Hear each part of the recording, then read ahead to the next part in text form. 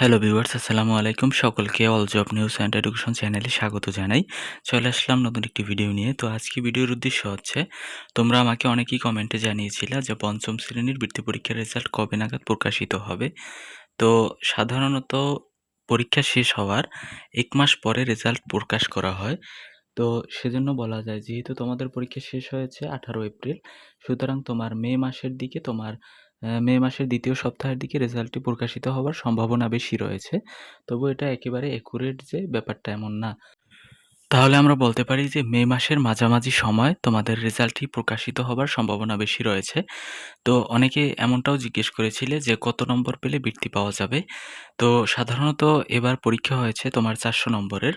যেহেতু ৪০০ নম্বরের পরীক্ষা হয়েছে, তো মেধাবৃত্তি যেটা হচ্ছে ট্যালেন্টফুল, প্রায় বলা যায় যে ৩২০ থেকে তোমার ৩৬০ প্লাস নম্বর থাকলেই তোমার বৃত্তি পাবার সম্ভাবনাটা বেশি। আর সাধারণ বৃত্তির ক্ষেত্রে তোমার ২৮০ থেকে ৩২০ প্লাস নম্বর হলে সুযোগ থাকার সম্ভাবনা বেশি রয়েছে। তো আশা করি তোমরা বুঝতে পারছো। দেখো, আমি যে এতক্ষণ নম্বর বিভাজনের কথা বললাম, এটা কি আসলে ফিক্সড কিনা?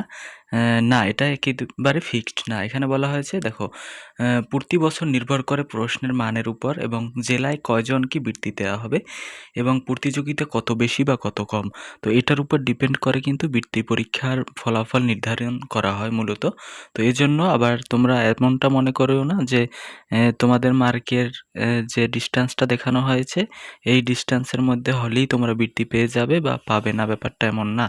তো সহজভাবে বলা যায় যে ৪০০ এর মধ্যে ৭০ থেকে ৯০% স্কোর করলে বৃত্তি পাবার সম্ভাবনা বেশি থাকে। যত বেশি নম্বর পাবে তত বেশি কিন্তু বৃত্তি পাবার চান্সটি বেড়ে যায়। তো আশা করি তোমরা বুঝতে পারছো। এই ছিল আজকের ভিডিও। দেখা হবে পরবর্তী কোনো ভিডিওতে। সঙ্গে থাকুন আমার চ্যানেলের। ধন্যবাদ সকলকে। আল্লাহ হাফেজ।